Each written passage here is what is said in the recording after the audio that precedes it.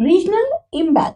अब regional imbalance क्या होता है? रीजन मतलब क्षेत्र, रीजनल क्षेत्रीय, इम्बैलेंस असमानता। क्षेत्र में हर का स्टेट आप देखें तो कहीं ना कहीं या पर्टिकुलर एरिया देखें तो वहां पर सिमिलैरिटीज आपको मिलेगी, पर एक कारण बिल्कुल इक्वल से मिले ऐसा नहीं होगा। उसके क्या कारण है? इंडिया जो है वो कंट्री है डाइवर्सिटीज की। डाइवर्सिटीज मीन्स विभिन्नता है, यहाँ पे बहुत सारा वेरिएशन।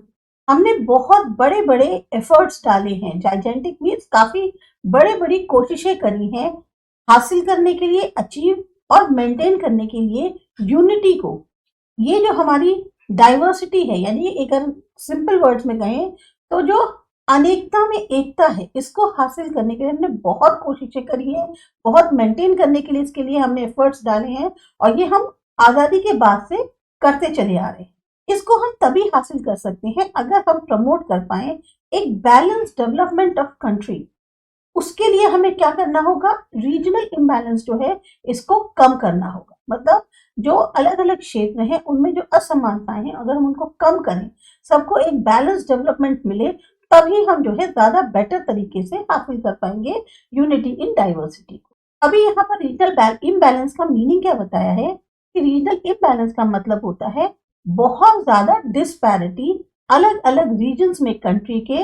अब किस किस कारण से वो बताते हैं। डिस्पैरिटी मीन्स डिफरेंस आप कह सकते हैं, एक इम्बैलेंस है, एक इनइक्वालिटी है, आपको देखने को मिलेगी पर कैपिटा इनकम, लोगों की जो आय होती है उनके हिसाब से, लिटरेसी के रेट के हिसाब से, फैसिलिटीज जो हेल्थ की हैं या और बेसिक सुविधाएं हैं या और अलग सुविधाएं हैं, मीन्स है ट्रांसपोर्ट और कम्युनिकेशन के, रोजगार की और मौके हैं, या फिर जो इंडस्ट्रियलाइजेशन है, इन सब के कारण जो एक बहुत बड़ा गैप है, बहुत बड़ा डिफरेंस है अलग अलग रीजन्स में कंट्री के, उसको हम कहते हैं रीजनल इम्बैलेंस। अब यहाँ दिया हुआ है रीजंस क्या है इस रीजनल इम्बैलेंस के पीछे। तो बहुत सारे रीजंस, बहुत सारे फैक्टर्स रिस्पॉन्सिबल हैं रीजनल इम्बैलेंस के लिए इंडिया के अंदर।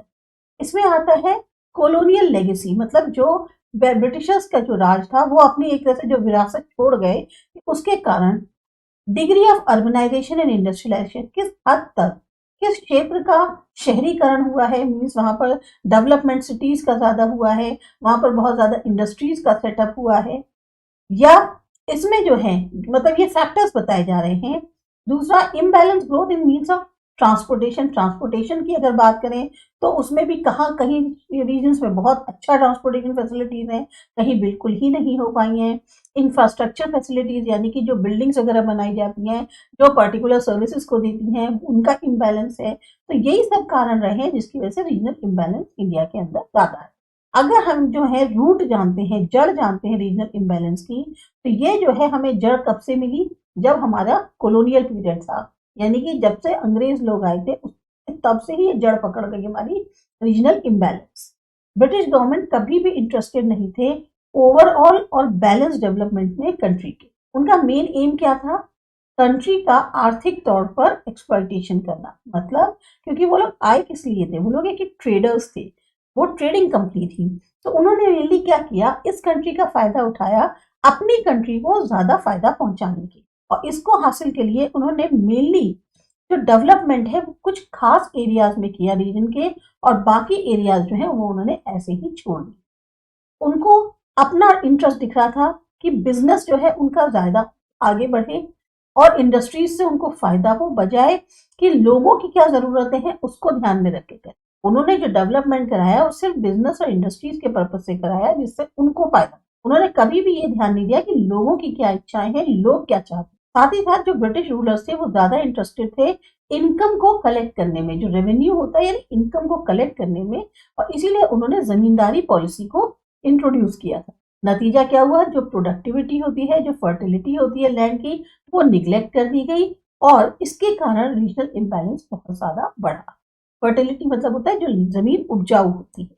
ये जो प्रोसेस था अर्बनाइजेशन का, शहरीकरण जिसे कहते हैं, ये पिछले 2 दशकों से या सेंचुरीज से स्टार्ट हुआ। दशक नहीं, सेंचुरीज जो है उनसे स्टार्ट हुआ, जो क्या कहते हैं 100 ईयर्स का जो होता है एक टाइम पीरियड। इसने भी काफी योगदान दिया रीजनल इम्बैलेंस को। कमर्शियल पॉलिसीज जो ब्रिटिश गवर्नमेंट की थी उसके कारण कुछ पोर्ट्स और एरियाज पोर्ट्स के आसपास जो है वो डेवलप हो गए। बाद में यही पोर्ट्स जो है बड़े बड़े शहर बन गए। इसी तरह से जो कोस्टल एरियाज थे वो भी बहुत तेजी से डेवलप हुए, जबकि जो इंटीरियर के एरियाज थे वो ऐसे ही छोड़ गए, मतलब पीछे रह गए डेवलपमेंट के प्रोसेस में। वजह क्या थी? क्योंकि पहले जो है वाटरवेज के माध्यम से ज्यादा क्या कहते हैं व्यापार होता था, ट्रेडिंग होती थी, तो जहाज आते थे, शिप्स आते थे, तो ऐसे में पोर्ट सिटीज जो है वो बहुत फायदा देती थी। सामान को एक्सपोर्ट करना है, इंपोर्ट करना है, तो ये जो पोर्ट एरियाज थे ये ज्यादा डेवलप हो गए। इसी तरह से डेवलपमेंट ज्यादा हुआ रेलवे का, रोड्स का, ब्रिजेस का, ट्रांसपोर्टेशन का, जिसके कारण जो है रीजनल डिस्पैरिटीज बहुत ज्यादा बढ़ गई। अब दिया हुआ है यहाँ पर efforts for balance development. Efforts क्या क्या किए गए बैलेंस डेवलपमेंट के? हम लोगों ने जो है स्ट्रैटेजी अपनाई सेंट्रलाइज्ड प्लानिंग की, ताकि हासिल कर सके सोशो इकोनॉमिक डेवलपमेंट कंट्री का। सेंट्रलाइज मीन्स केंद्रित, एक जगह केंद्रीय करके उन्होंने फिर प्लानिंग करी कि कैसे हम अपना ओवरऑल सोशो इकोनॉमिक डेवलपमेंट कर सकते हैं कंट्री का। तो इसमें जो प्लानिंग में जो ऑब्जेक्टिव्स थे उसमें से एक जो ऑब्जेक्टिव था वो था रीजनल डिस्पैरिटी को कम करना और बैलेंस रीजनल ग्रोथ को हासिल करना या पूरा करना। इसके लिए दो मेन प्रिंसिपल एजेंसीज जो हैं वो ली गई। एक थी प्लानिंग कमीशन और दूसरी थी फाइनेंस कमीशन, जो कि अपॉइंट करी जाती है हर 5 साल के बाद। प्लानिंग कमीशन अब बदल के नीति आयोग हो गया है। मेन फंक्शन प्लानिंग कमीशन का क्या था? मेन फंक्शन था कि उसे ड्राफ्ट करना होता था 5 ईयर प्लान, ताकि एक बैलेंस सोशो इकोनॉमिक डेवलपमेंट हो सके कंट्री का और ज्यादा से ज्यादा रिसोर्सेज अलॉट किए जा सके, ताकि तेजी से विकास हो सके जो भी बैकवर्ड स्टेट्स हैं या रीजन्स हैं उनका।